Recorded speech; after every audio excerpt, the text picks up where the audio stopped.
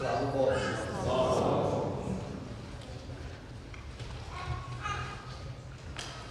Today, we gather here to worship God and to put apart 2 hours of our day and of our busy schedules to worship Him. I would like to start off my service today by reading from Ephesians chapter 4, verse 11.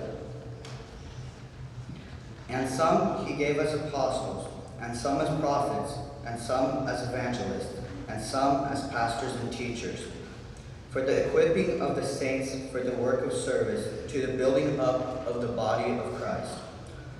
From this passage, we can take 2 different things that are important.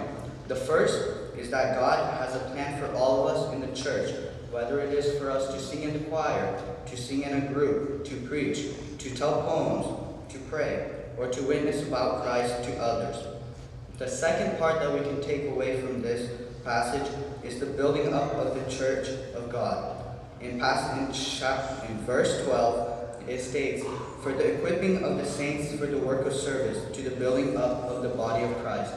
In this passage, the body of Christ refers to the church of God, and we need to build up the body of Christ, and God is giving us all the tasks and jobs to build it up. When Paul was writing this chapter of this epistle to the church of Ephesus, one of the main things he was telling them was to keep the church pure and holy.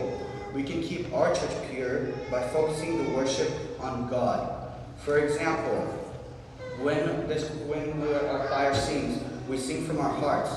We don't come up here to the stage to worship, to perform, but we come up here to worship God and to glorify His name. In conclusion, we need to follow the task that God has given us to build up our church and to keep it pure and holy.